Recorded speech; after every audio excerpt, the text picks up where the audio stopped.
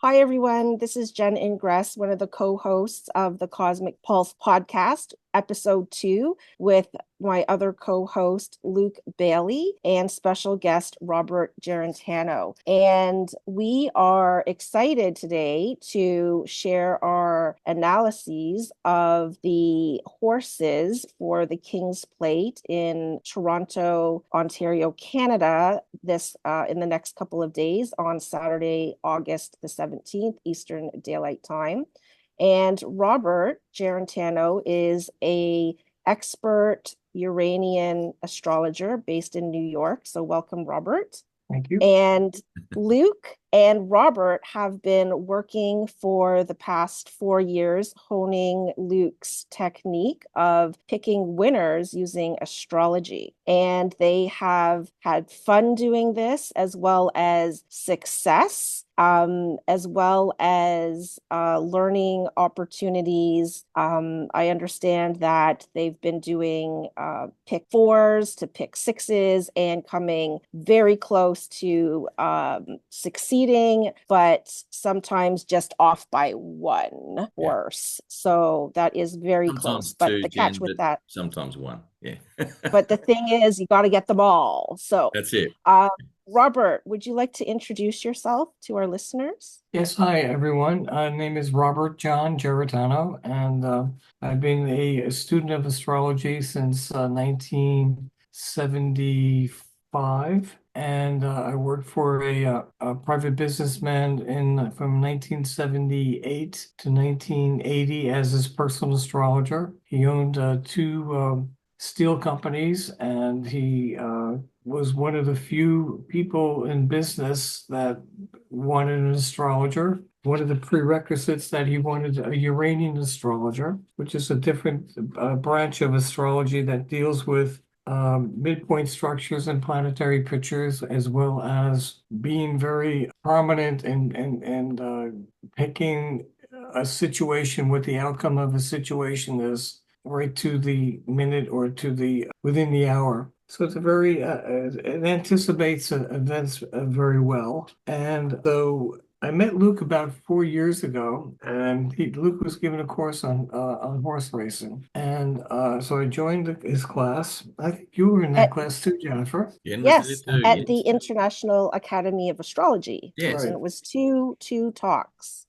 Yeah. Yep. So right after the podcast, I think within a couple of days, I contacted Luke, and we just kind of like had a discussion about how we go about doing things. And I think we were pretty fortunate. We hit some pick three, I think, for about $1,200 or something like that Yeah. one time. Or I think it was the first time. That set us on a path.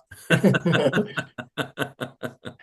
So, was the tease. And then and through that, I mean, one thing with horse racing, there's so many variables. And the reason it makes sense because you cast a chart for the time of the race, and you know the race is over like within 2 minutes. So there's some things that you can control, that's being controlled by astrology in a way. And then depending on the chart, what sort of planetary indicators are for that moment, we try to match it up with the names of the horses through, what each horse is ruled by a particular sign or a particular planet and things like that. That So I was very fascinated with Luke when he was doing that because he went with the meridian, which to me is a very important aspect in astrology because that's how you start the chart. I mean, when your first breath of air really is starts with the midheaven, and then you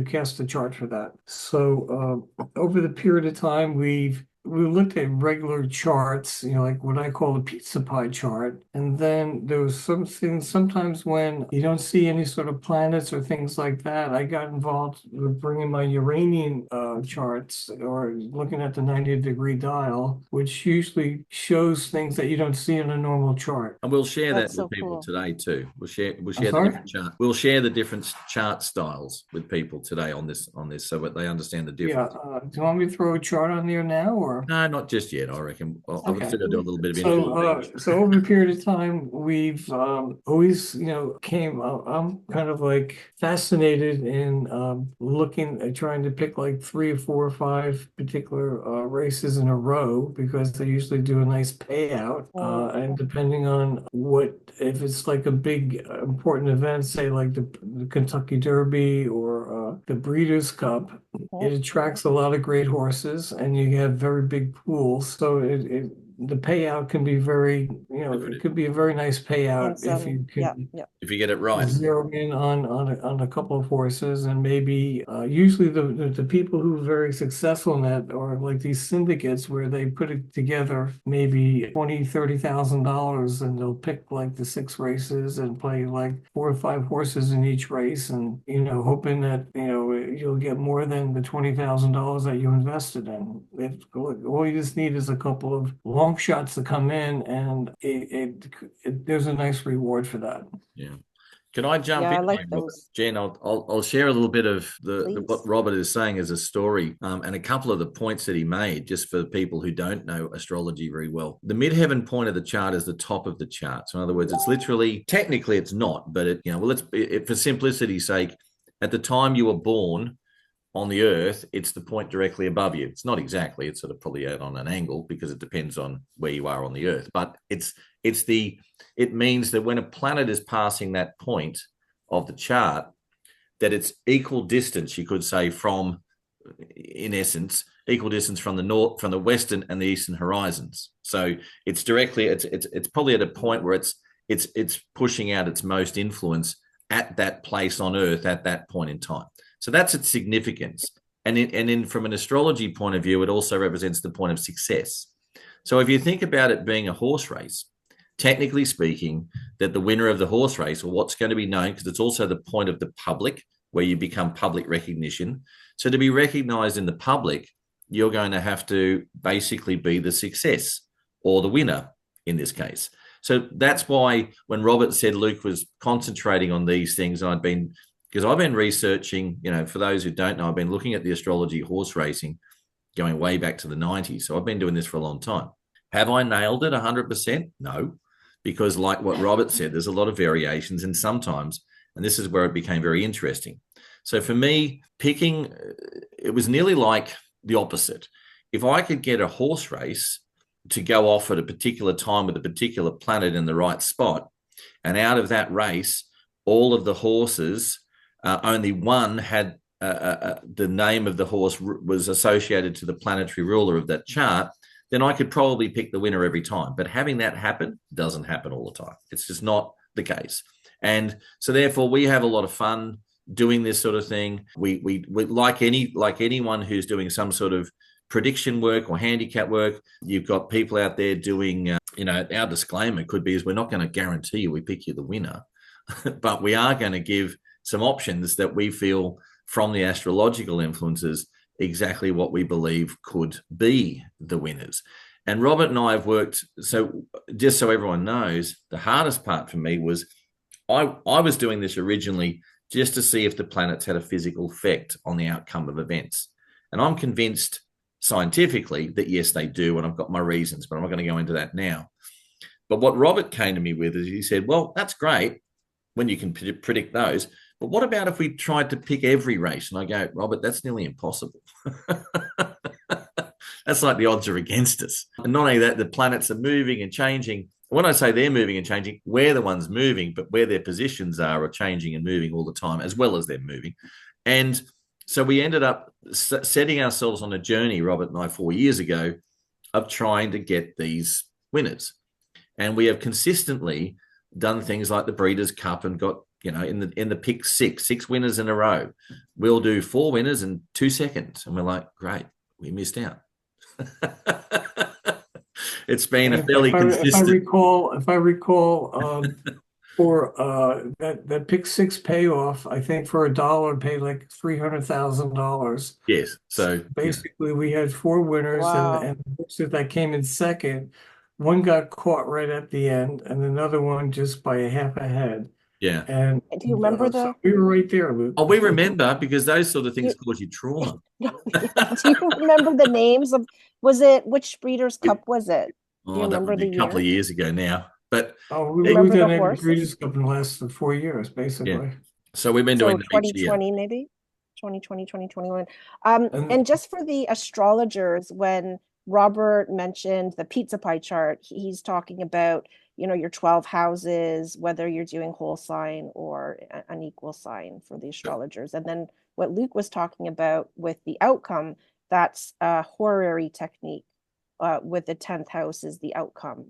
Sort of. I was looking yes, more just at the well, chart. that's another. Yep. We didn't even look at the horary side. So we haven't Well, asked that's that another. question. That's another way of anticipating what an event is by doing a horary chart. Like, Yeah. like, will this horse win the race, and do a Yes. chart for that and see what happens. But that's another project Yeah. for the So my, future. my issue with doing horary for horse racing is if there's Mm. 24 horses in a big race, you got to do a Yeah. chart for each one. You ask the same question. And if you ask the Mm. same question all at the same time, then they're going to It have the all, same. It's yeah. going to be a I little think bit difficult. But anyway, I we think you would have digress. to choose one horse and ask that question, which is kind of like you'd have to kind of put your eggs in one basket for that question and say, is this horse going to win? And then you get a yes or no. But like you said, you'd have to do another horary chart for another horse, maybe. Yeah. Anyway, like you said, we Anyway, digress. that's another potential technique. But look, what I thought we'd do, let's get into it. So this is for the King's Plate in Ontario, Canada, running on Saturday. For me, And that's it's this tomorrow because I'm on the 16th already, and you guys are still in the evening of in, the 15th. in But Australia. what I thought I'd do is just for people to know, I'll share with everyone what those horses are at the moment. And And if I could just reiterate for maybe those who are in the horse racing industry or who are familiar with horse betting, that we're basically handicapping. We have another layer of astrology, which is another tool, and it's to, it can help people affirm their picks or give another point of view of another what perspective the on it. Absolutely. stellar influences are. All right. So Well, let's just that's a very good point you brought up for someone who has a stable of races. Because if you could pick a day of the race and you can tell that trainer, well, if this horse is probably going to win that race, he'll basically want to, race that horse at that particular race. Yeah. Mm. Can you guys both see the horses for the Yes. race? So this is the Mhm. King's Plate of 2024. It's race 11.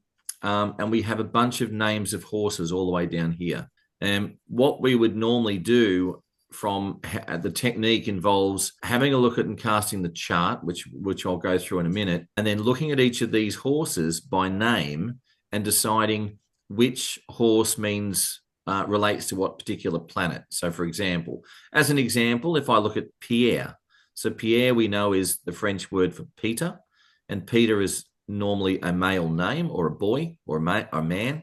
So we talk about what is the planet that represents men. It's Mars. So I would normally say that would be a Mars planet or a Mars horse. There are other underlying things we may consider, and that is what is the meaning of the word Peter or Pierre, and then that might add another layer, for example. The word down here, vitality.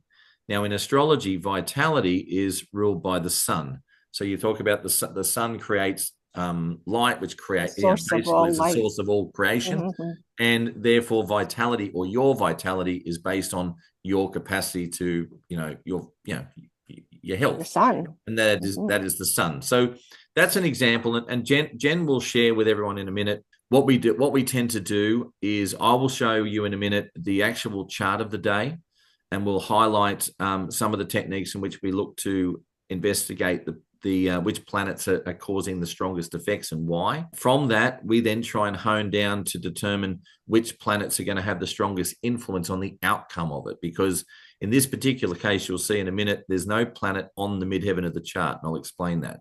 When a planet is on that midheaven point, certain planets in certain ways, they work much stronger. There is more to it, but at the end of the day, this is the sort of thing you can look at. What Robert will then do is I'll get him to run through the 90-degree dial, and you'll see the difference in chart styles of what Robert was mentioning in the beginning. And then what we'll do is Jen will pull up a spreadsheet she's put together with all these names in it and show the planetary rulers and why, and we'll quickly go through those. And then after that, we're going to have the fun bit, and Robert's going to pick his, what I would call, first 5 in order. Jen will pick her first 5 in order, and I'll do the same. And we'll just see how different they are, because we're all astrologers and we all have our own opinions.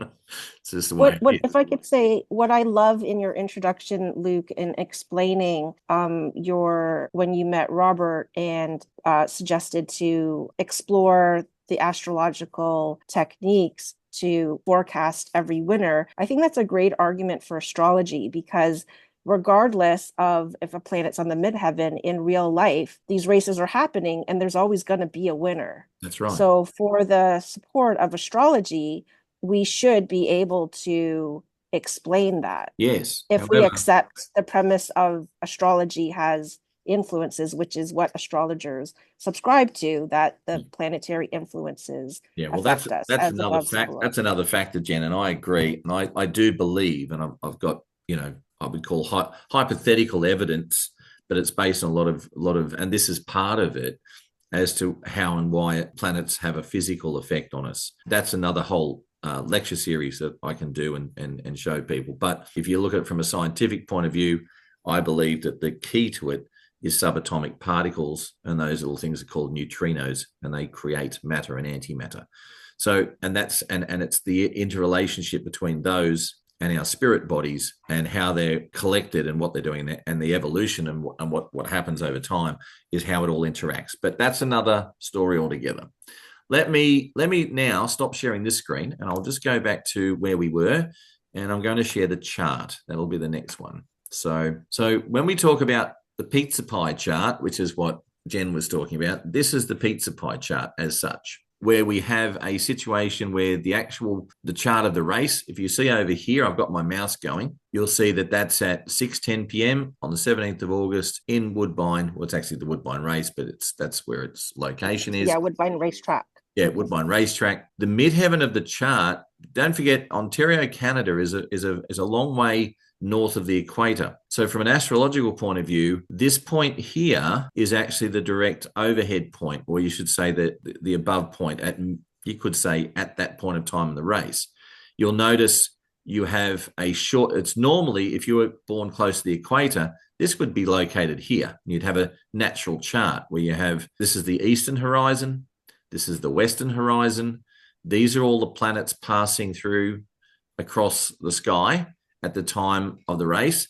And these are all the ones that technically are sitting on the other side of the world from where you are. And this is the midnight point. That's the midnight point. And this would be a midday point over here. Now, the reason for not being straight is because of the equatorial difference and being further north of the equator. So you have, in this case, it's summer. So you have these longer, shorter houses here and longer houses in this time of the day, which is the afternoon. I won't go into the technicality, but what we're talking about when I look at the success point or the winner of the race, I automatically go to the midheaven point. In this case, it is 12 degrees of Scorpio. Okay, so we have a Scorpio midheaven. The other important point in a chart, which is where the chart begins, is the rising sign or the eastern horizon. This is also known as the ascendant, and this one here is at 15 degrees of Capricorn. So we have Capricorn, which is ruled by Saturn, being an important point. And we have Scorpio up here, which is, interestingly enough, traditionally. So there is a difference between traditional and modern rulerships. Traditional astrology works very much on formula-based components of astrology. So it's the most ancient of the charts, and very much heavily, as we've known now as modern astrologers, and its resurgence into the into the world. And we teach this we teach this quite strongly at the International Academy of Astrology at the Astro College. These are all, you couldn't call them new techniques, they're actually old techniques being brought back to be new. So, and it's very much associated with prediction. Modern astrology puts the rulership of, and when I say modern, in the last, say, 50 years, and because Pluto was only really discovered in 1930, its relationship, especially to Hades, the god of the underworld and darkness, etc. It's also the co-ruler of Scorpio. So I should say it's the ruler of Scorpio in modern astrology, and the ancient or traditional ruler of Scorpio is Mars, which is sitting over here. Okay, so in this case, I tend to look at it and say we have two rulers, Mars and Pluto. These would therefore be very strong in regards to what's happening for that particular or the outcome. There is another factor I take into consideration, and I'm going to go through this in an astrological sense, which might be confusing for people, but you'll understand. I look at this chart to start with, and this is my interpretations. I say, what's happening today? What are the biggest influences? One of the biggest ones you'll notice, this is the moon, and the moon is at 0 degrees, 15 minutes of Aquarius. And Pluto, which is ruling the midheaven, so it's very strong, is about to be aspected exactly by the moon. Now, just prior to getting on this podcast, we, Jen and Robert and I, we all sat around and we worked out that 4 minutes after the race starts, the moon will hit Pluto exactly at 0 degrees, 17 minutes of Aquarius. So when we find the moon in a chart, it tends to be, I've found with the astrology of horse racing, it tends to be an amplifier. So the moon in itself and its rulership doesn't always bring out the winner. You'd think it would have a bigger emphasis, but what it does do is it gives power or amplification to the planets it's touching. And it doesn't have to be by conjunction. This is the most powerful. It can be by other aspect. So if I looked around the chart and looked at other planets here, is anything else being hit at 0 degrees? The answer to that's no, not what I would see with the naked eye. So the moon's really only hitting Pluto very strongly, not by degree aspect with other planets. The other interesting one is we have the other ruler is Mars. Now you'll see Mars is closely conjunct Jupiter. Jupiter's at 17 degrees and Mars is at 18 degrees. What I find is if Mars was still, say this was a couple of days before, and Mars was approaching Jupiter, Mars would have more strength. But now that it's past Jupiter, it's starting to peter out of its strength of the conjunction that it formed. This one's still, coming into strength, even though it's more rapid, and Mars is moving away from that strength conjunction. However, it is still there. The other interesting one we have is we have a very strong planetary interaction between 17 degrees of Gemini here with Jupiter and 17 degrees of Pisces with Saturn. This is a generational aspect, so therefore it lasts for a bit longer and it will be around for quite a few days, but it definitely has a strong influence because Saturn and Jupiter are the sociological planets and the last two planets visible with the naked eye and have a very strong influence over the outcome of events and generational events. On their own, they often don't. It takes one of the smaller planets, or I should say personal planets, to hit it, like Mars here or like the moon or something. However, with that strong square aspect, you can only suggest that's going to have some influence too. So if I'm initially looking at this chart, I go, wow, hang on a minute. I've got a Saturn and Jupiter square, but it's not by aspect hitting the midheaven. It will, however, they will aspect as the ascendant degree moves. So in a couple of degrees, it'll get to 17, which will be about 8 minutes after that point. It will hit this and it will aspect. But will it be enough to influence the winner? This is where we start to question. The other thing that is very important, I find, and what we call, and it's a traditional technique, but it's also very important to me in astrology, and that is we have rulers and then we have dispositing rulers. Now, what that means is this. So if I go to the Scorpio midheaven, and I'm going to do it for Pluto, and then I'll do it for Mars because I've got two rulers, and you'll find something interesting that occurs. So we have Pluto up here, or Scorpio, is ruled by Pluto, and Pluto is in Aquarius. So then I go, what's the ruler of Aquarius? Now, Aquarius too, traditionally, has Saturn, but its also modern ruler is Uranus. So let's go to Uranus first. Uranus is in Taurus. So Taurus is ruled by what? Venus. So I go to Venus. Venus is ruled by what? In this case, it's in Virgo. Virgo is ruled by what? Mercury. So I go to Mercury. Mercury is in what? Leo. Leo is ruled by what? The sun. Now the sun is where? In Leo. I can't go any further. It's in its ruling sign, and it's in its ruling sign. The planet is in its ruling sign. It's in its rulership. So therefore, we have a dispositing ruler of the midheaven going that way of the sun in Leo. So the sun will have strength over the outcome of the events here. We then go the other way where instead of going to Pluto, I went to Uranus. Let's go from Pluto here in Aquarius to Saturn, the other ruler. And I look at that, it says Saturn is in Pisces. The ruler of Pisces is Neptune, but it also has its traditional ruler of Jupiter. If we just took into account Neptune, it stops there because Neptune is in Pisces where it rules. So that's a very strong relationship to Neptune. But is Neptune doing anything to these aspects? Not really. So therefore, I would go to the Jupiter rulership of Pisces. Fine, once again, that's Mercury because this is in Gemini. So if Mercury is therefore in Leo, Leo is ruled by what? The sun. That too comes back to being the sun. So whether I went with Pluto this way through the Saturn rulership of Aquarius or the Uranus rulership of Aquarius, I'd still come back to the sun, minus thinking it might go to Neptune. So that's okay. But really, where's it pointing? It's pointing to the sun. If I take the ruler of the midheaven being Mars, I follow exactly the same point. Look, Mars is in Gemini, which is ruled by Mercury. Mercury's in Leo, which is therefore ruled by the sun, and the sun is in Leo. So we have a dispositing ruler, I would say, overall of the midheaven being the sun. So what would happen there normally if the sun was in a strong aspect to the midheaven point? I would then look at that and go, wow, well, that's going to have a lot of strength there. So then what we need to do is we need to look at what's really going on. So my point is, in summation, the ruling part or the big strong points to look at in this chart today will be the moon and Pluto together. Well, Pluto itself, because it's being amplified by the moon, and it also rules the midheaven. We also have this Mars-Jupiter conjunction that's squaring Saturn, which is also important.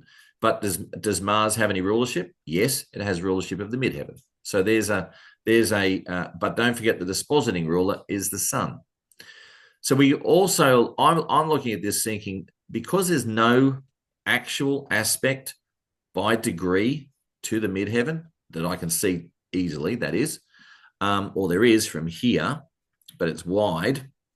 You'll see these lines going to there. You've got a situation whereby the strongest influencing planets to me are Pluto and the sun, which therefore is going to be aspected by the moon. And also, therefore, there is a strong connection to Pluto and other traditional rulerships. The other one here being the ruler of the ascendant would be Saturn. So Saturn follows the same paths and still comes back to the sun. So we have a strong Saturn, Pluto, sun rulership here. So they're the ones that sort of come to me as being the strongest.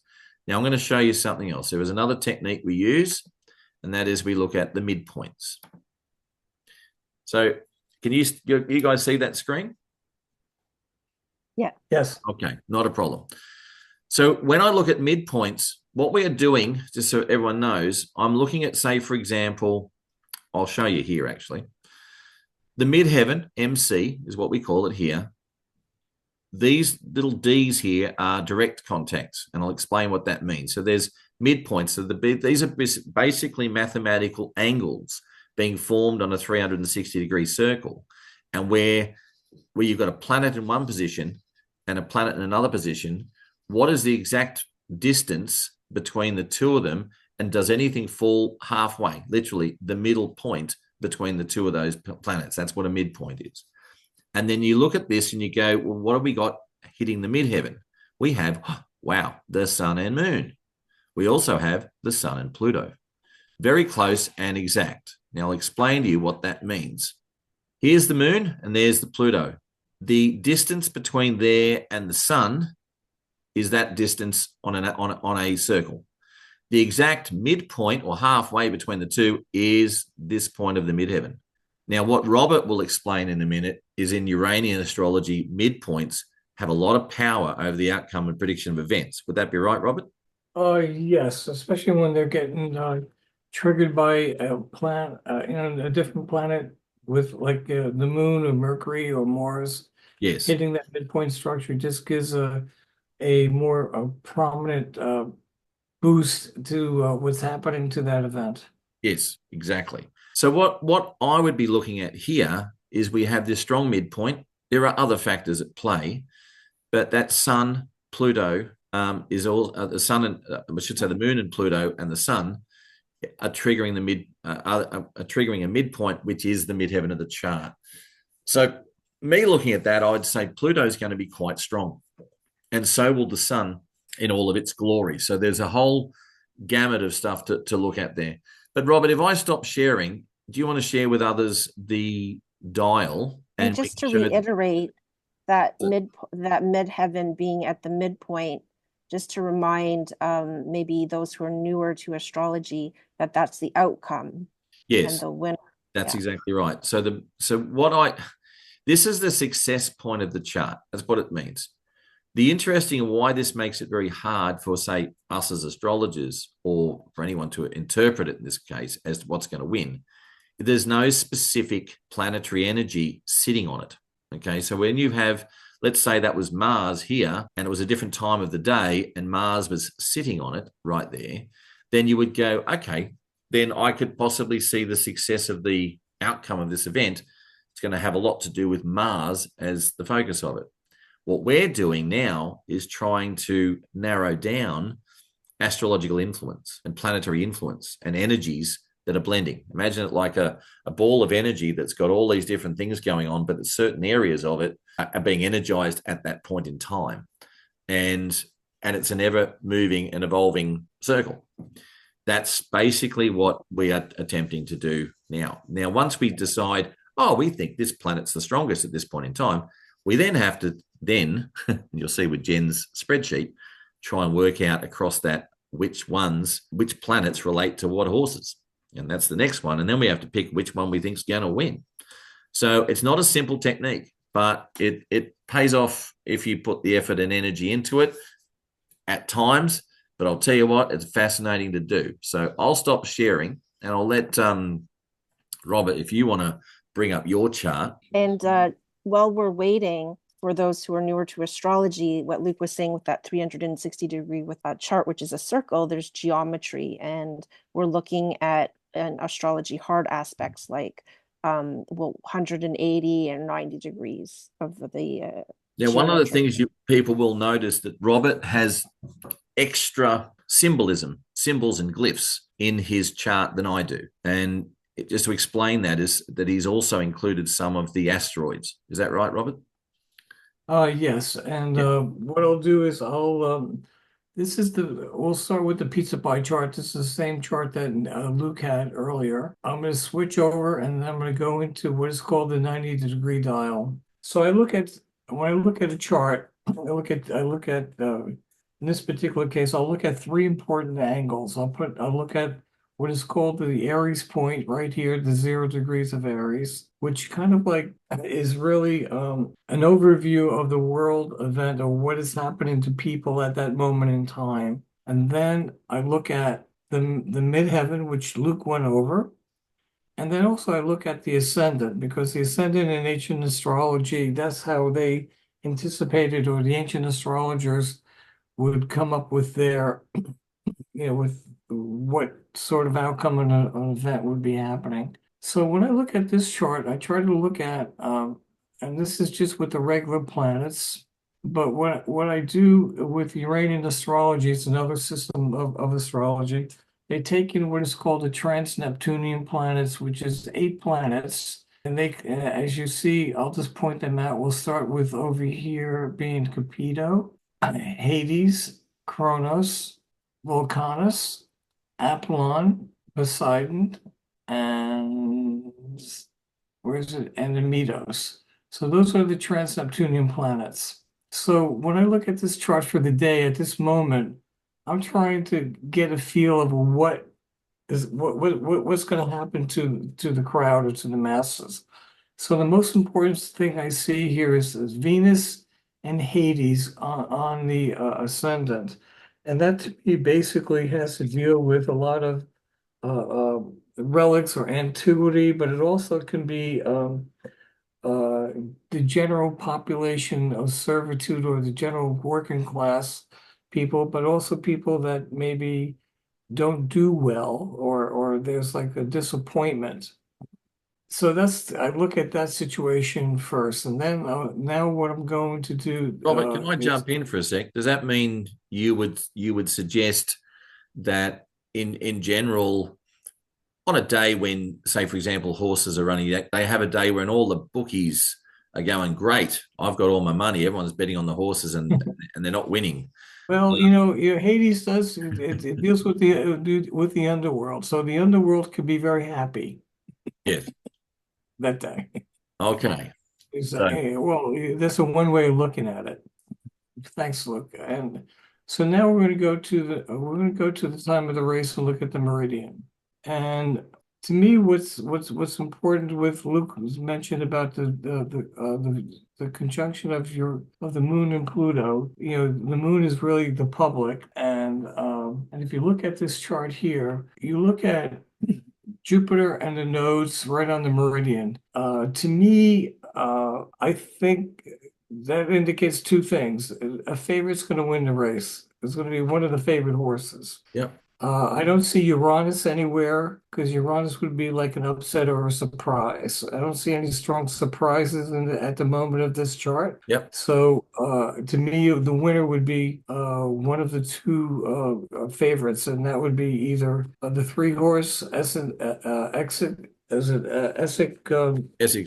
Serpent and or My Boy Prince. Now, where the fun is, and what I like to do is try to do some of the exotic plays and try to pick the horses that come in like second, third, and fourth. And you want to and if you get some of these long shots, then there's a nice payoff. I mean, if the public puts a wager on My Boy Prince for $2, you're going to get back $2. Okay. It's not going to be The all that public will great. be happy because he's the favorite and they'll be yelling, yeah, I won my $2. They'd be like all excited and things like that. Where I like to do is try to get some sort of value on certain things. So I'm going to be looking at some of the strong horses that maybe come in second, third, or fourth, at maybe 10 to 1, 30 to 1, 50 to 1, and hope they come in second or third, and maybe one of the two favorites, like one comes in first and the other one maybe comes in third or fourth, and some long shots come in the middle. And that's where you're going to get a good payoff. So to me, I look at a couple of the indicators this is Palace over here, and Palace has to deal with, it's like a family type of situation.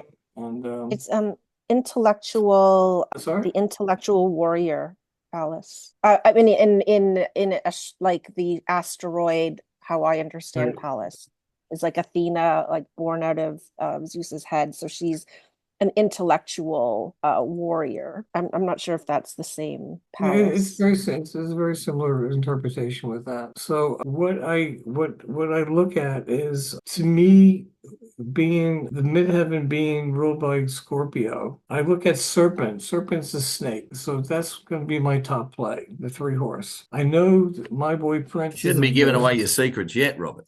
I'm sorry. You shouldn't be giving away your secrets yet. Well, I mean, Hold back.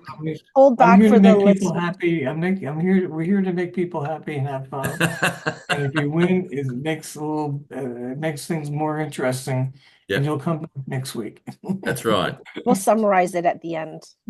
So with the Pluto, and here's another thing why the favor is going to come in too, because you have the strong Moon Pluto, and it makes and you don't see this on the pizza pie chart, but it makes a strong aspect to Venus. So what's that? A lot of people are going to be happy. The masses are going to be happy. They're going to be enjoying them.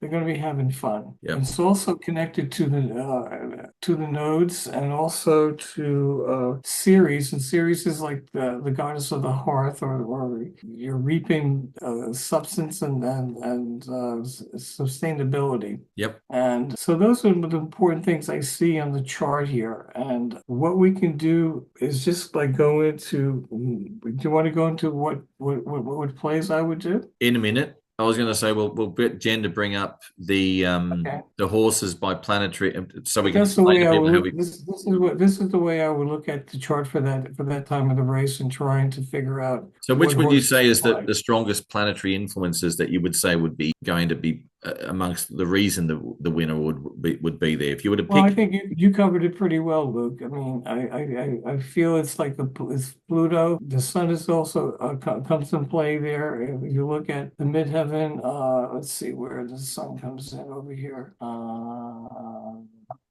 Where's the sun? So this is the connection with the sun, the sun with this the moon Pluto, where you talked about it also repository with the sun. It's not too far off of is that the meridian, is that hitting and then Uranus Neptune though? comes in off there. I'm sorry. If you move that back to the midheaven, the red right back to the midheaven, Yes. yeah. Now, at what point did it just come up with that first line? I'm just curious. This is me learning as well, everyone. Okay. You move it slightly. Well, when you did your midpoint structure, you had Yeah, the it was moon. nearly If you look, exact with the Pluto moon. There you are, that one. Is that not to, that's not to the sun, is it? let's see here. This That is was Pallas, I think we just Yeah. saw. But up there is Saturn and what's to the There it is. That's the one. clockwise of That's the one. That's the one. There. So that's the no, but moon that's Pluto to the sun. It's nearly right on the midheaven, you'll see.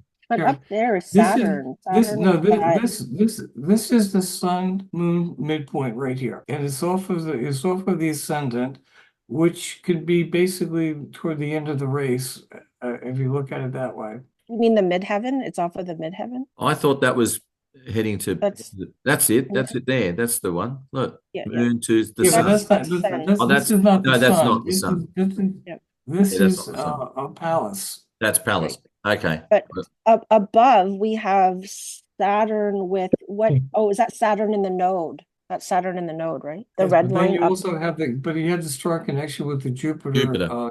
Jupiter. nodes. Oh, it's Jupiter. Okay. So that's a very interesting one because Jupiter, therefore, by this dial, has a very strong connection at the same time when we have Pluto and the Sun and the Moon. I should say Pluto. So And that's and then a combination of the moon, Pluto coming in also with Pallas and so, with Sun. well, To the me, interesting thing with that is for everyone to know is that a prince is ruled by the Sun, Exactly. and Jupiter is the ruler of royalty. So when you talk and influence over the public, which is the moon.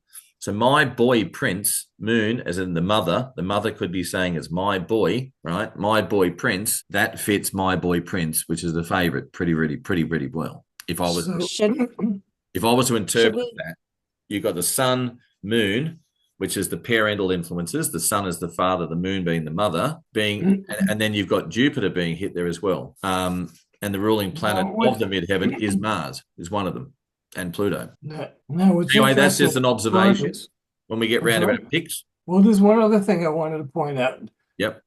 You have a Meados right on the cardinal axis there with the meridian, and there's a horse that kind of like fits that name, and it's no more options because Meados basically is it's a firmness, it's perseverance, it's a conservative attitude, but you're standing in firm ground or you're making a decision. It's also the moment of death is at Meados. It's Pluto. So when I see the name of the horse like no more options, to me this horse is going to be somewhere in the money. Yep. And he's a long shot. So that's my analysis for that. So if Jennifer, you wanted to take over? Yeah, so you stop sharing there, Robert, and then Jennifer will show everyone how we now pick the planetary rulerships. It's a little bit busy, but that's better. Do you see my Zoom controls as well? No, we don't see your Zoom controls. Okay, so to summarize for our listeners, we're looking for planetary associations of horse names that have moon, Pluto, sun. I think that's the summary, right? And possibly, and as well from Luke's chart, Saturn and Jupiter, because they're in applying square. So for race 11 on Saturday, August the 17th, the race time is scheduled for 6:10. We have horse number 1, Joke Star. So that is a Mercury and Sun association, as well as possibly Mercury, Venus, Sun, and Uranus. And a joke is like Mercury as well as Uranus and Venus, and a star is Sun, as well as Uranus. And then the next Can we horse, stop number there for a 2. sec, Jen? Because I Yeah, think yeah. just for people to understand. So what we do is we break down the name of the actual horse. There's no other way to, like Jokestar. A lot of horses in general, as everyone knows, are a made-up name. Sometimes they're specific, like Pierre in this race is just a male name that means Peter in French. But in this case, a Jokestar. Has anyone ever heard of it? Jokestar doesn't exist. So we have to look at it and go, how do we break that down? And what Jen's just done is she's gone, let's break it down into a joke. And if you look at what jokes are, they are mercurial because it's usually clever. And often Venus, and where the Venus relationship is because they make you laugh or they're fun. But not all jokes Enjoyment. are fun. That's why Mercury is usually the right way to do it, because Mercury can be a bit of a trickster. He's the clever one, but he doesn't necessarily always be nice. He could always be sometimes, jokes can sometimes be a joke on somebody, which is not necessarily very nice. Now, a star, if you think about it, is a sun. And that's why the sun is associated. But the reason I added in Uranus is because when we look at the universe and we look at the stars, that's ruled by Uranus rather than as an overall thing. So we have this combination of planetary energies that go, wow, so this name has Mercury, the sun, and it has an underlying Venus and Uranus. So we have this blending. And this is an important thing to understand when you're picking horse race winners, because sometimes the more blending of energies a horse's name has, it means that you really need to have, like, let's say, for example, today we had a Sun, Venus, Uranus, Mercury conjunction all on the midheaven of the chart. We'd all be sitting here right now going, Jokestar's going to win, but we don't. So this is why we have to start analyzing it all. So anyway, sorry, sorry to digress there, great.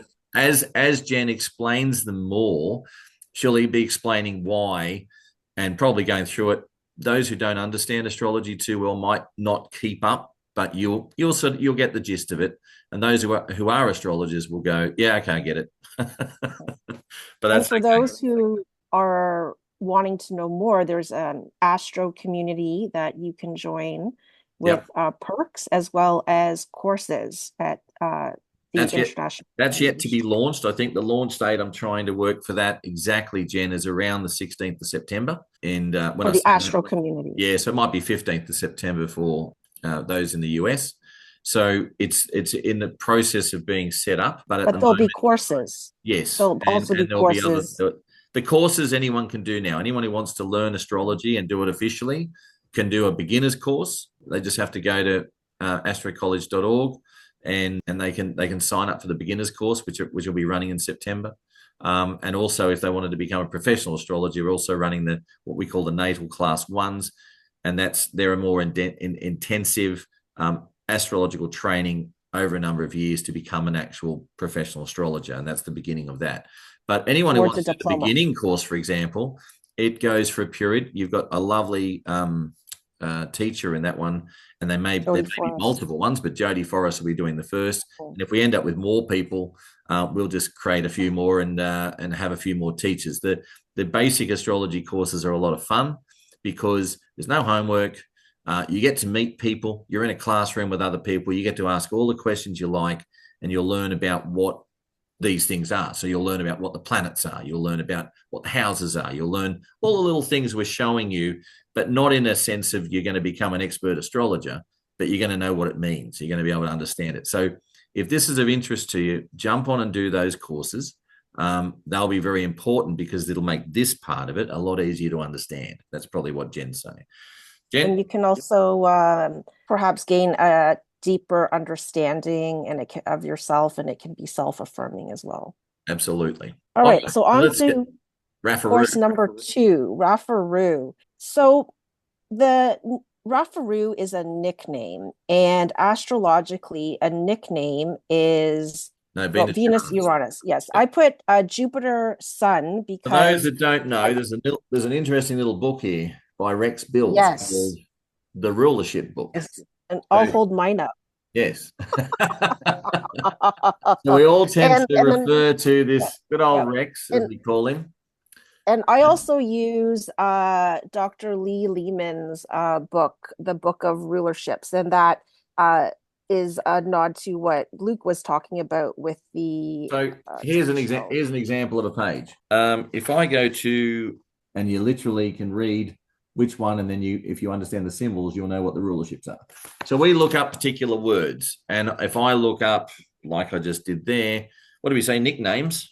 I'll just do it so people understand what we're talking about. Nicknames. I think you said Uranus and Venus. Yeah, Venus, Uranus. So I'll put my finger on it. Can you see that there? Yep, we can see it. Yep.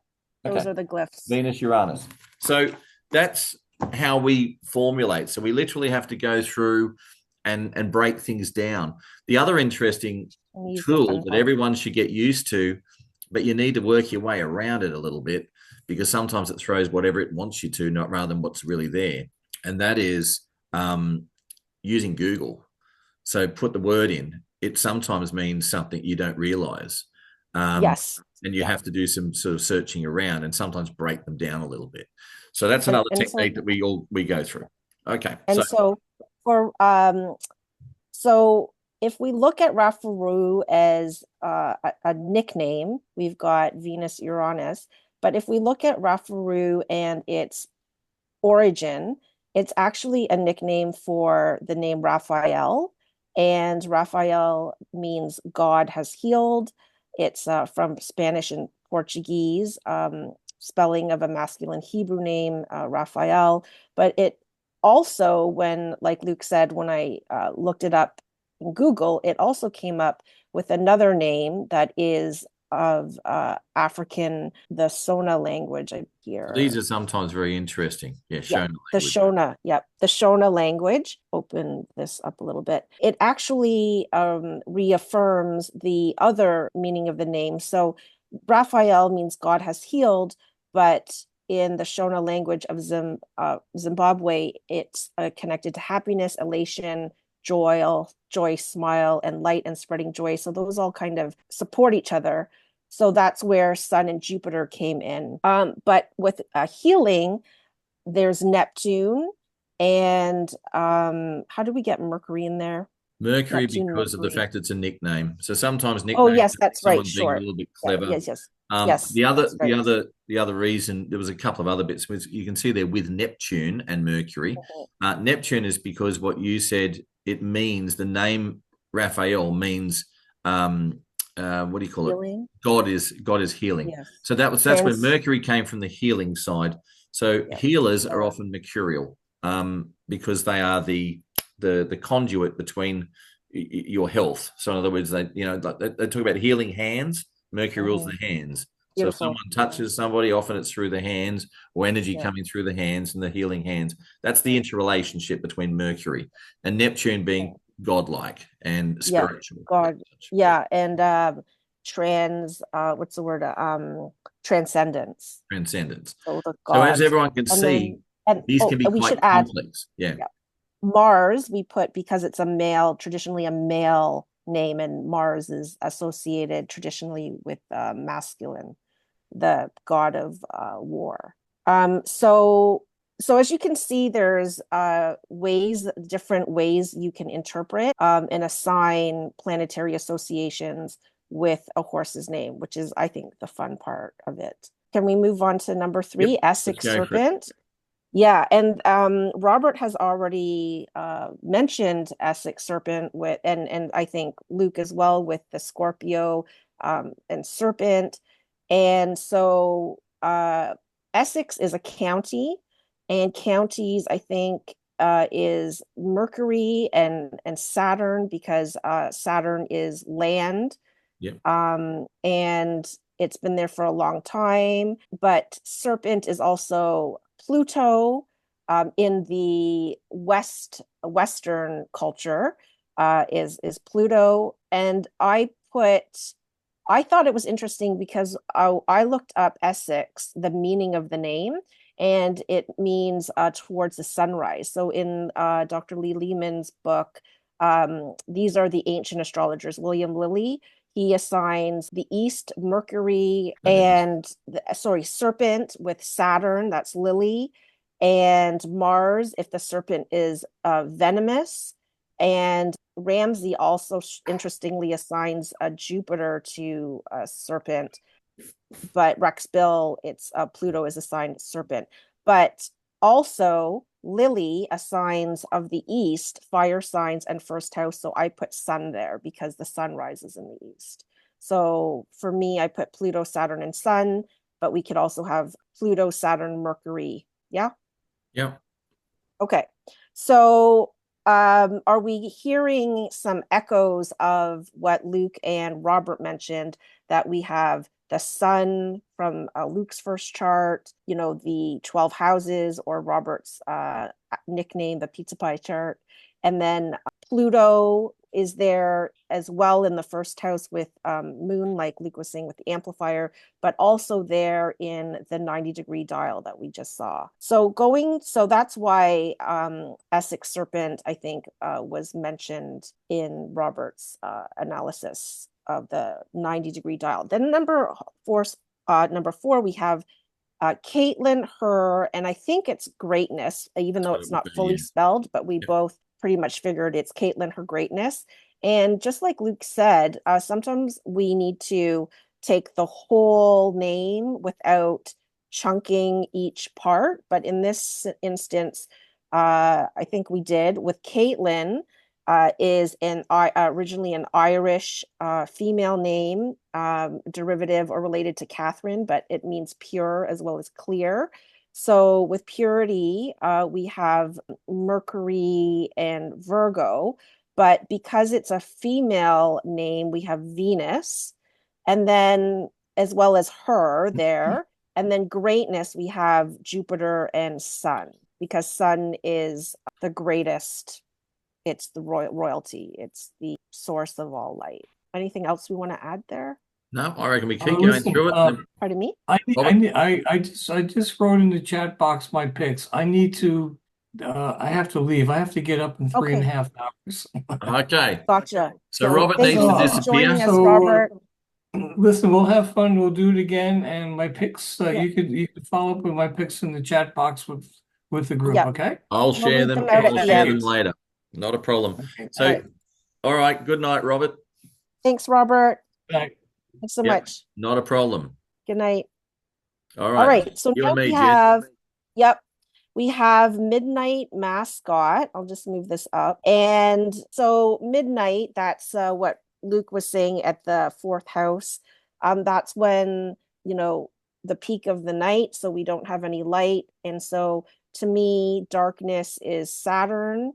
Mascot in Rex Bill's book is Jupiter. Robert thought Saturn as well as Pluto. Luke, you associated the moon there, which is great. And I think that was referenced as well. So Saturn, moon, Jupiter, and potentially Pluto there, because why did we put Pluto there? I think Robert referred to the fact that he sees Pluto as darkness, the darkness, the underworld. The bottom of the midnight is the bottom point of darkness. Yeah, sure. Yeah.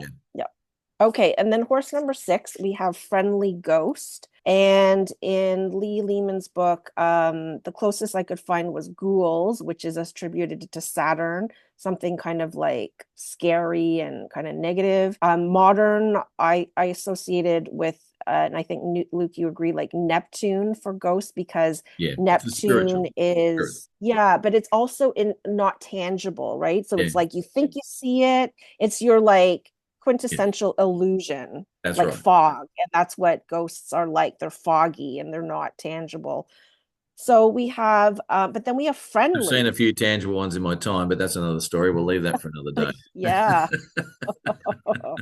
So Friendly, I put Jupiter and or Sun, and then Neptune, and then with the traditional Saturn. And then Luke, you put Friendly, Venus, Neptune, with Sun and Uranus, because Uranus is like a spirit and ghosts are of like more the spirit realm. If you like, Jen, as you're going through, I'll explain why I picked mine. We can do it that way quickly. So my one there is literally Friendly is Venus, and a ghost to me is Neptune, but it's also pretty much Uranus. And if you talk about spirit in opposition to matter, spirit is the sun. Because it's the and you're referencing the tarot cards, right? Like not just the tarot cards, but it's the soul. So in other words, our souls are the sun, So, and that's the interesting thing. So when you look at ghost, to me is, like you said, the illusion. So it's the spiritual essence of the soul. So that's the sun and Neptune to me. Uranus is because that's associated to spirit itself. And then Venus is because it's friendly. And, everyone loves Venusian people because they're always very friendly. Yeah. Social. Yeah. All right. And Uranus can also be groups and social in the modern. So that'll fit. And then we also talked about My Boy Prince a little bit earlier. Prince being male and sun royalty, and along with possibly Jupiter because there's status and elevation. And Mercury, Robert reminded us, Mercury in Rex Bill's book, Mercury is youth. So boy is youth. Yeah. So because this is the difference, and I'll explain this to people and this would come out in a study group, for example. There's a difference between, let's say I use the example, we get to Pierre, he's next, right? So Pierre to me is a male name. So Pierre doesn't have to be a boy. Pierre can be an adult called Pierre. So basically Pierre is male, and that's where Mars would come in. But with My Boy Prince, you're referring to a boy, and boys are mercurial because it's youthful. They're a youthful being. They haven't grown into a man yet. They're youthful, and that's where the mercurial stuff comes in. And a prince, an actual prince, even though they're part of royalty, is referred to astrologically and ruled by the sun. So we're talking about the Mars and sun, and then because it's royalty, you've got Jupiter. So royalty itself as a whole is Jupiterian, and that's big. Yeah, and sort of like, and the sort of, blessed. Yeah, but however, privileged. We can go into detail. The king is ruled by the sun, but the ancient king is ruled by Saturn, and so there's a lot of stuff. But overall, that's sort of where we'd sort of fit those together, and that's why Mercury comes in, because in this particular one, it's referring to my boy. Now, the other thing with this, and we haven't taken into consideration, is when you say my boy Prince, it's like a mum or a dad saying my boy Prince. They're talking about it's theirs. They own it, or not own, but it's my offspring. So my boy Prince. Yeah. So that's when I looked before, and I was looking at it on the dial with Robert, and he's gone now, but we can't look at it. But where I saw the relationship with the moon and the sun, because the moon and sun are the mother and father, and it was when they were being aspected in that 90-degree dial. And also, I love that you talk about the moon, because My Boy Prince, that's very, like you said, familial, right? Yes. And that's the moon as well. Yes. And also, we did talk about the owner. Like I remember in our discussions, like you were thinking, like, is this the king saying My Boy Prince, or is this like your regular citizen? Yeah. Yes. Yeah. And so the owner of My Boy Prince is Gary Barber, who is a well-known a horse owner and, has stables. So it could be Jupiter associated with Gary Barber because he has status in the Canadian horse racing industry. Okay. All right. So Pierre, let's try and rock through them, because we'll be here all night otherwise. Yeah. So we already talked about Pierre, but because Pierre means rock or stone, that's Saturn. So that we got Saturn or Mars. So in this instance, I was going to say, in this instance, I would be saying this is a Mars horse with a Saturn undertone, because its name meaning is ruled by Saturn. Okay. On to Thor. Okay. And so Thor is a Norse god that rules thunder, weather, and crops. And so we have thunder as Uranus, and Jupiter is godlike but large. And Thor is the equivalent of Zeus, god of thunder, and Zeus was Jupiter. And as well, we have Moon and Mercury for Rex Bills because of crops. Of crops and the weather and the mundane components of it all, yes. Yeah. However, if I was to look at this particular horse, I would say Thor's cause. So someone's cause is Uranus. Yes. Like right. It's like your yes. You're activism. Looking to do. It's what you wanted to do. House. And Jupiter is the ruler of thunder. So if he's the thunder god, And also gods are ruled by Uranus. So if you talk about gods, godlike, or the gods in that sense, that's Uranian ruled. That's Uranus. So if he's the god of thunder, he's Jupiter, Uranus. Simple as that. Once again, with an undertone, because what is he the god, the thunder of? Also weather and crops. So therefore there's Moon and Mercury. But if I was to look at this, I would say Thor's cause is pretty much a Jupiter-Uranus horse. Okay? Thank you. But Then we have another interesting one, which is of a French origin that means paunch, pot belly, or used to address pudgy individuals. But it could also, the roots could come from an old French word, which means ignorant or stupid. But also another association meaning for Bedard that Robert found is awake, attentive, vigilant, and conscious. And then Luke, you found unsympathetic person, hard to like. Yeah. So we got paunch, belly, pudgy. I put Jupiter because being large. Yep. Yeah, but also because it's an older word in an older times, like if we think of 500 years ago, if you were overweight, that was like you were rich, you had enough to eat. So that was like privilege. So I put Jupiter there. And I put Saturn and Mars because it sounds like it's a bit of a insulting word today. And we put Mercury. I put Mercury because an insult is, word that is intellectual, can be delivered in speech. So yeah, I think the other interesting one, as I said, I came up with unsympathetic person, hard to like. Yes, and so that an was unsympathetic person is somebody who is, I would say, probably a bit cold. Good word for it. They don't show sympathy or empathy. So they're the opposite to somebody who's caring and nurturing, which is the Moon, say Cancerian. Yep. And then you go to someone who's hard and cold and just business-like and up and down. That's very Capricornian or Saturn. Okay. Yeah. So I'm a Capricorn. Hopefully I'm not like that all the time. Oh, I'm sorry. But no, at the end of the day, though, if you look at Saturn as a ruling planet, that's what he's like. And Saturn people can be when you talk about someone being prickly, you just can't. Well, they could be hug a porcupine. Yeah, they're not short, direct. Yeah, they're not very sympathetic. They're not very empathetic. They're hard to like them. They make it difficult to become friends with. That's someone who's often wanting to shut down. No, I don't want anyone. I don't need. And that's very Saturnian by nature. So Bedard could be someone, I would look at this and go something very, so it could be Saturn, Jupiter, which is what you've done. And the Mars, Mercury, because it could be, it's also somebody who's, ignorance or stupidity is probably also Saturn as well. So, it's an interesting one there, but I would say primarily a Saturn Jupiter horse. That would be my guess. Okay.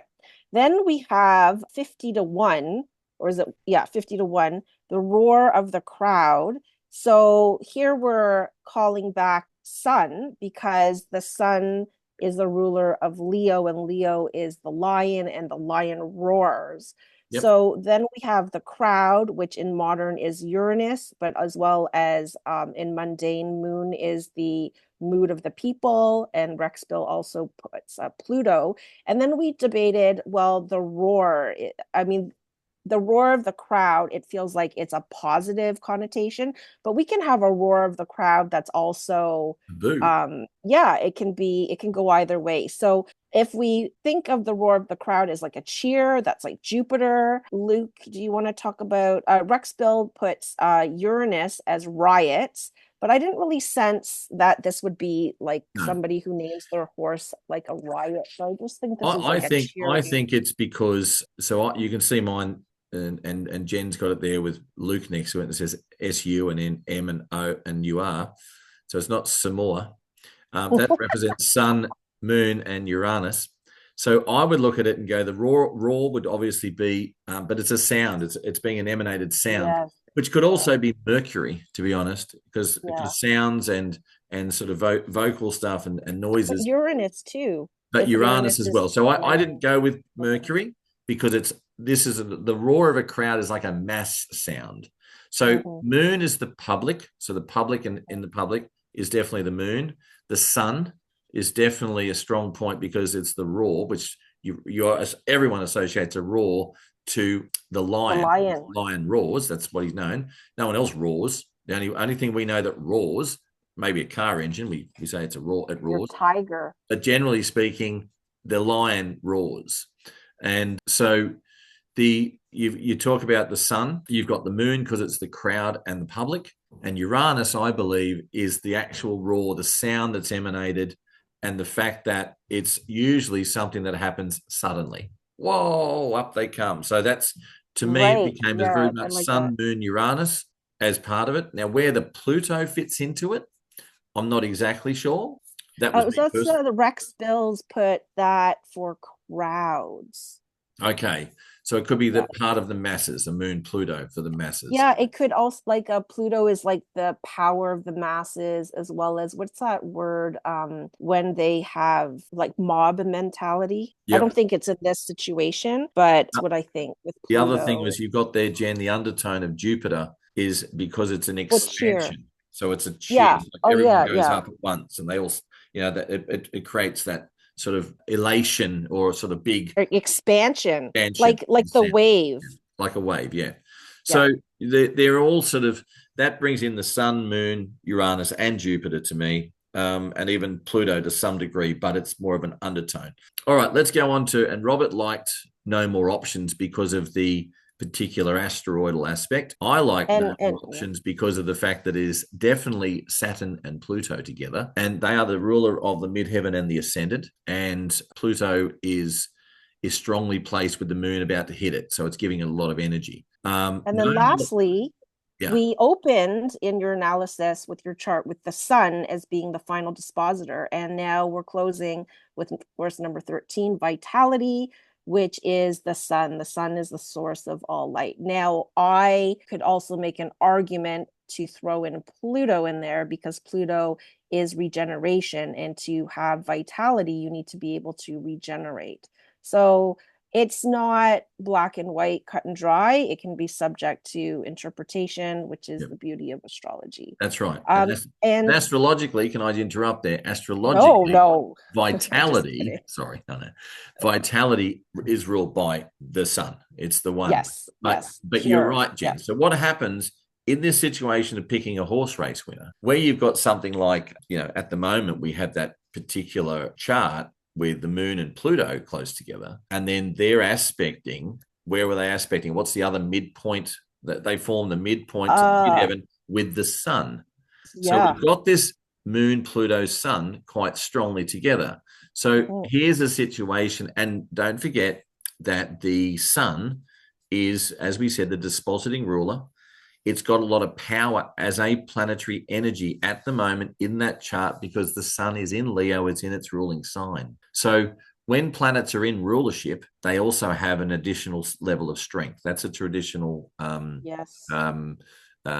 sort of interpretive meaning, and you could say rule that you go by. When planets are in rulership or what they call exaltation, they are very strong. So so the sun, the sun is strong in this particular chart, even though it's not aspecting directly a lot of other things. All of the other planets, when you break them right down by what do you call it? Disposition, as we call it, dispositing rulers. One rules this, which rules that one, which rules that one. It comes to the end, and the sun rules itself. So because it's in Leo, so therefore it has an extra level of strength. So vitality has it's another roughie of a horse. If you stop sharing your screen there, Jen, for a minute, and what I'll do is Yes. I'll bring up the horses Before I again. do, could What's I that? just quickly toss Yes, go in for it. there the fixed stars on the midheaven are Alpaca, which according to Oscar Hoffman, he has a book on fixed stars. I have other books on fixed stars, but I just was able to just quickly reference his honor, dignity, poetic and artistic, and I would put Jupiter and Sun there. Yes. And then a crux, which is closer to the midheaven by 12 minutes. Alpaca is like 14, and that's Jupiter, religious beneficence, ceremonial justice, and magic. Maybe even magic would be like Pluto. what, Neptune? No, Pluto. Pluto, yeah. Okay. And maybe Neptune, even though Neptune didn't really come up in Neptune. our analysis. Jupiter, And then Pluto, Neptune for sure. Absolutely. Vega is on the ascendant, and Have to scroll Vega down. No one is, can see that one. can you see it? No, you have to. You've done Are something you sure? on the screen. You've sort of narrowed Can you into a see? couple of boxes. There we go. Okay, there's Okay. Vega, but we can't see So any Vega, horses. yeah, is on the ascendant, and Vega has to do with idealism, hope, changeability, outwardly pretentious idealism. So that sounds like Uranus. Um, Idealism. Jupiter, Jupiter. but that's something to think about. So I'm going to stop sharing my screen and then All right. So just before we finalize, actually, let's just get into the horse racing. I think that's what everyone wants to see. And after we've gone through the whole thing, now, can you see that there, Jen? yeah, Okay. So here we have a situation where we have, and you can see on your screen potentially, Jen, separately. I'll work with this one. But Jokestar, remember, probably to me didn't have the greatest of. Remember, it was Venus, Mercury, and Uranus, etc. So we're looking for horses, I would think, that are going to be strongly associated to Pluto, Saturn, the Moon, and the Sun would be Sun. your main ones. Jupiter is an underlying factor which becomes strong. So we look at it all here, and we have this setup of the two favourites in the race are My Boy Prince, and we've talked about that one, and Essex Serpent. So Essex being a county is, to me, that's it's Mercury, but Saturn. it's actually Saturn. So And that's Saturn, and Serpent is counting Pluto Mercury. and Saturn. So therefore, this one has a strong Pluto-Saturn relationship or automatically there. My Boy Prince we talked about as being to do with Jupiter, Mercury, Mars, and it's one of the one of the things about My Boy Prince Jupiter too, I is think. what's that? And Jupiter too. Yeah. Jupiter, yeah. Yeah, yeah. So My Boy Prince was where the strength came in there was that Sun Moon with Pluto. And the dial, right? On the dial was showing up that there was a Sun, Moon, Jupiter all hitting off pretty strongly. And don't forget, he is the outright favorite. He's won the last three horses races in a row. I don't think Mars, which is Pierre, Mars on its own was going to be strong. Thor's cause was Jupiter, Uranus. Jupiter and Uranus are doing bits, but I don't think they were really hitting anything particular. Bedard, which we were looking at as being, very Saturnian by nature, and a couple of other things, maybe not on its Saturn, own. Jupiter. Yeah. Mm-hmm.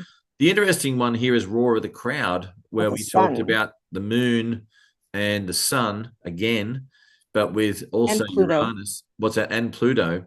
Yeah. It brings some of those things in together, but it's an interesting 50-1 shot. Yeah, I like that one. No More Options is the other one we talked about as being Saturn, Pluto. It fits in pretty well. So that is also a 30-1 shot. And Vitality, which is the Sun, which is the dispositing ruler of the chart, also comes maybe 20-1. Toss in Pluto. And friendly, and so just to summarize. Yeah, sorry, I missed a couple up here. Friendly Ghost, which was that Venus, because Friendly is Jupiter, and then Neptune, Uranus, and the Sun. So it's a bit of a mix. Midnight Mascot, which was an interesting one because the midnight was we took into being count the Moon, and as well as being Saturn, we talked about being Pluto. It has some strong characteristics there as well.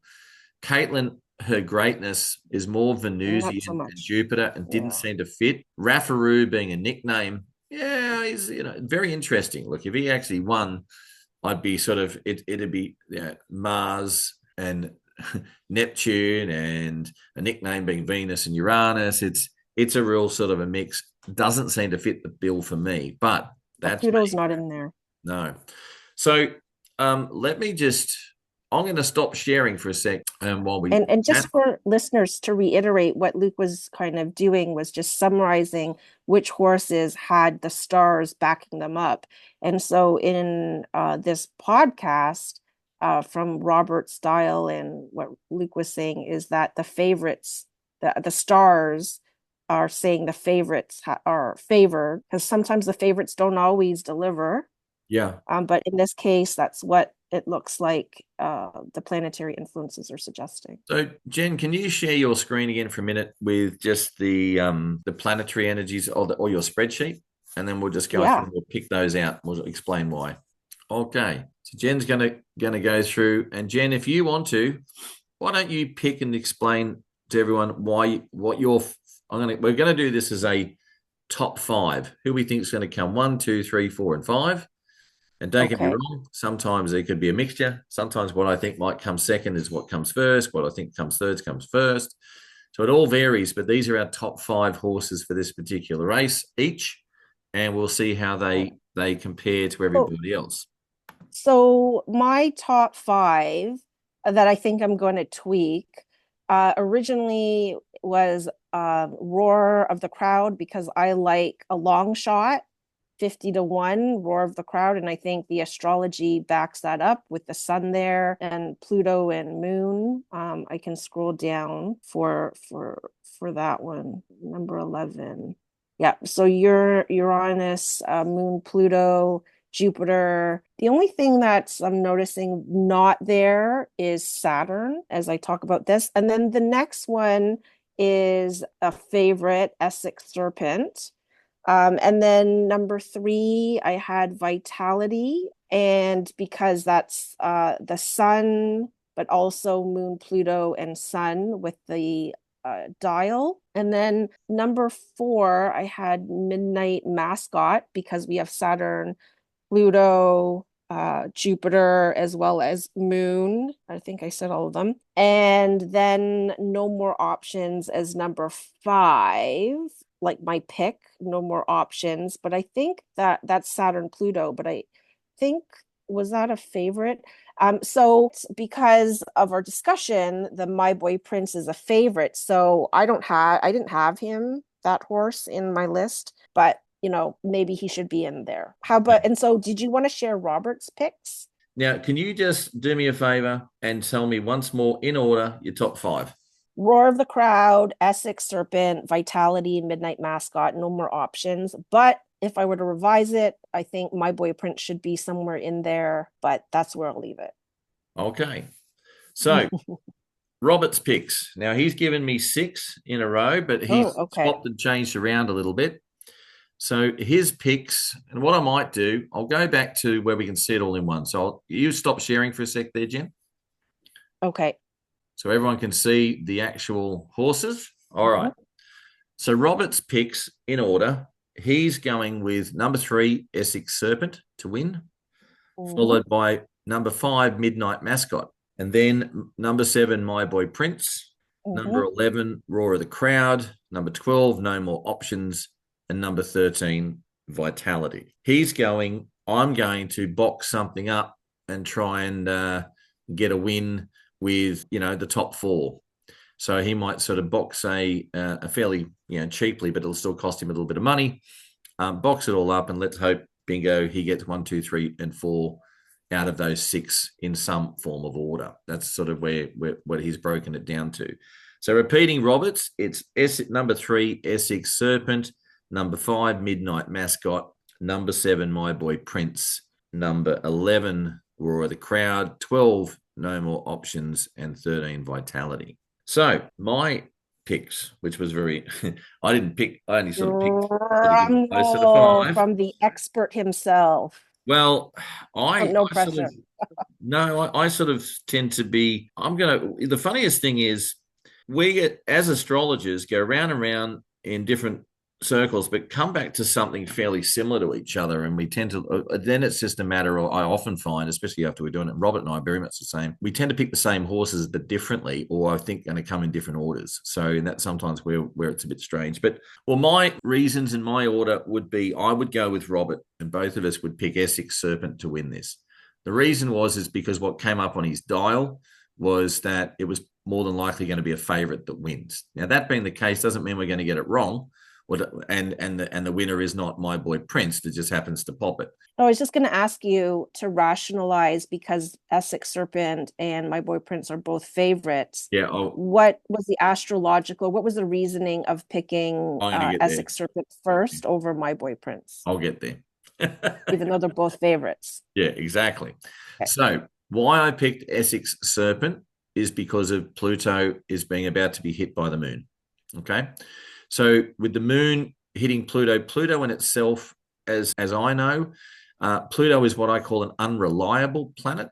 So in an astrological sense, my reliable planets and this is where it goes back to planets having a physical effect on the outcome of events. My most reliable planets when they are being aspected, hit, or in a prominent position are usually Mars, Jupiter, Saturn, Uranus, and Neptune. And people go, why? And I'll tell you why, because they spin fastest. Their day cycles are spinning the fastest. So they're putting out the most, call it neutrino energy. Out it comes. Doesn't matter how far away they are, their influence is stronger. The less powerful planets are in regards to rotation are the sun, the moon, Venus especially, it's very slow, Mercury as well, and also Pluto. So what I find is that, but when I see something like the moon aspecting something like Pluto so strongly, its influence is very, very strong. So in other words, I call it an amplifier. So it's like Pluto's little energy is coming, but because the moon's right there with where its position is, it's like it adds the energy of Pluto to the moon, and then it throws it onto the Earth. It's like that sort of thing in a physical sense. Like the moon's like a timer. Yes, and it's call it a timer, but I call it an actual a magnifier. So it's actually an amplifier of that energetic area. And so it tends to, Mercury does the same, but Mercury doesn't have an influence like the moon. The moon is very close to Earth, so its physical influence is strong. Tidal influences the rest of it. So when the moon co-joins other planets, it tends to amplify the planetary energy that's there. Now, if the moon was conjunct Jupiter, and Jupiter is a very strong influential planet, meaning it spins fast, it's probably the fastest thing, it's 9 hours and 50 minutes it turns around, then I would say Jupiter and the moon, boom, that's a definite combo that I can rely on that moon Jupiter to be strong. With Pluto on its own there, with not really aspecting the midheaven directly, I go, oh, maybe not. But where it made my decision was that the moon and Pluto together are therefore in aspect with the sun, and don't forget the sun is the dispositing ruler of the midheaven, so everything breaks down to the sun in Leo, that the midpoint between the two, the trigger point, as I would call it, is the midheaven, which is the success point. So I think there's enough energy coming from that Saturn, I should say the Pluto-Moon conjunction with the sun to create Essex Serpent as the winner. Now, don't get me wrong. On the contrary to that, I'm going off experience, and my second choice, therefore, would be no more options, meaning that Pluto represents the ending of something. In other words, when you've got no more options, that's it. You don't have a choice. That's the finish. End of story. So that, to me, is also a very strongly a strong planet. Now, I don't necessarily know. I'm putting it in as my second, but I would not be surprised if this particular race is a 1-2 with the two favorites. I really do believe it, because my boy Prince, don't forget a Prince is the sun, and my boy is that sun moon again. And my boy Prince, the only thing missing out of that is the Plutonian influence and the Saturn influence, because we're talking about a boy who's mercurial. So that's why I picked Essex Serpent first, and I'm going with and I think the Pluto influence will be too strong, and that's why I think no more options will be second, and my boy Prince will be third. The other one I think would be coming in number 4 would be Midnight Mascot, because of its relationship to the midnight being the point of the fourth house, and therefore the fourth house cusp, and the fourth house is ruled natally by the moon. So we have this strong, and it's also about darkness. Midnight it's dark, it's black, you can't see. And black and darkness is about Pluto and Saturn. So therefore they have a strong influence. So that's the other one I think would be there. And then I think your other two, Jen, 5 and 6, they'd be in the mix potentially, and that's Vitality and Roar of the Crowd. And that would probably be my round off. So at the end of the day, I think we've all nearly included the same horses in our picks between the three of us, but maybe put them in different orders. However, that's a lot of fun. Yeah. So, all right. Well, look, I'm going to stop sharing. Thank you, Luke. And I think at the end of the day, hang on, I am sharing. We will find out at 6, after 6:10 or thereabouts. Hopefully the races don't have much lag. And as I understand, traditionally they don't. These are big races and they go off pretty much on time.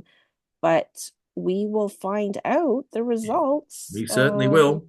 And I really appreciate your time today. Now, we will be doing some more of these, but also just have a little bit of a plug with the Astro College and the IAA. We will be, especially when we go live with the community, we will be holding these sorts of events, but we're also depending on the level of interest. So if there is interest and this is getting shared out on social media or whatever, or wherever it happens to be, or even on YouTube, leave comments on the YouTube and say, yes, I'm interested and I want to know more.